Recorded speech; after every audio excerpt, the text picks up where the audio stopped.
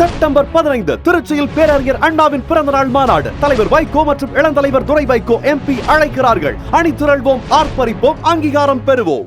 குறைந்த விலை, நிறைந்த தரம், தங்கள் தேவைகள் அனைத்தும் ஒரே இடத்தில். ஜெயச்சந்திரன். ஆச்சி ராயல் குலோப் ஜாமுன் பேக்ஸ், ஒன்று வாங்கினால் ஒன்று இலவசம். நாம் தமிழர் கட்சியின் ஒருங்கிணைப்பாளராக இருக்கும் சீமான் தன்னை திருமணம் செய்து கொள்வதாக கூறி பாலியல் வன்கொடுமை செய்து ஏமாற்றியதாக நடிகை விஜயலட்சுமி கடந்த 2011ஆம் ஆண்டு காவல்துறையில் புகார் அளித்திருந்தார். இந்த புகாரின் அடிப்படையில் சீமானுக்கு எதிராக இந்திய தண்டனை சட்டம் பிரிவு 376 கீழ் காவல்துறையினர் வழக்கு பதிவு செய்திருந்தனர். இந்த நிலையில் தனக்கு எதிராக விஜயலட்சுமி பதிவு செய்த பலாத்கார வழக்கை ரத்து செய்ய வேண்டும் என சென்னை உயர்நீதிமன்றத்தில் சீமான் மனு தாக்கல் செய்திருந்தார்.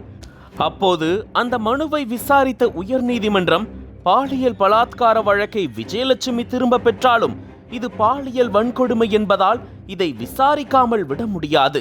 சீமானுக்கு எதிரான வழக்கில் 12 வாரங்களில் இறுதி அறிக்கையை தாக்கல் செய்ய வேண்டும் என காவல்துறைக்கு உத்தரவிட்டது. உயர்நீதிமன்றத்தின் இந்த உத்தரவால் சீமான் அவசரமாக உச்ச நீதிமன்றத்தில் மேல்முறையீட்டு மனு தாக்கல் செய்திருந்தார்.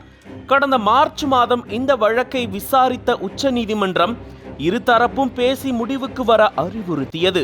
அது மட்டுமின்றி அடுத்த விசாரணை நடக்கும் வரை சீமானுக்கு எதிரான வழக்கின் விசாரணைக்கு இடைக்கால தடை விதித்தது. ஆனால் சீமான் மீதான பாலியல் வழக்கில் சமரசம் வேண்டாம், நீதிதான் வேண்டுமென விஜயலட்சுமி தரப்பில் நீதிமன்றத்தில் தெரிவிக்கப்பட்டது. இந்நிலையில் இந்த மனு மீதான விசாரணை மீண்டும் உச்ச நீதிமன்ற நீதிபதி புவி நாகரத்னா மற்றும் ஆர் மகாதேவன் அமர்வு முன் விசாரணைக்கு வந்தது.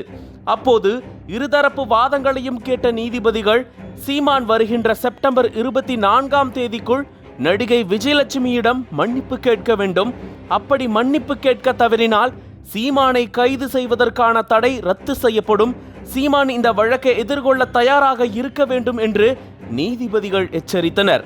அது மட்டுமின்றி விஜயலட்சுமியுடன் சுமூகமாக செல்வதற்கான உத்தரவாதத்தை வழங்க வேண்டும் என்றும் நீதிமன்றம் அறிவுறுத்தியுள்ளது. நீதிபதிகள் உத்தரவை சீமான் ஏற்று நடிகை விஜயலட்சுமியிடம் மன்னிப்பு கேட்க போகிறாரா அல்லது வழக்கை எதிர்த்து போராட போகிறாரா என்பது மிகப்பெரிய எதிர்பார்ப்பாக உள்ளது.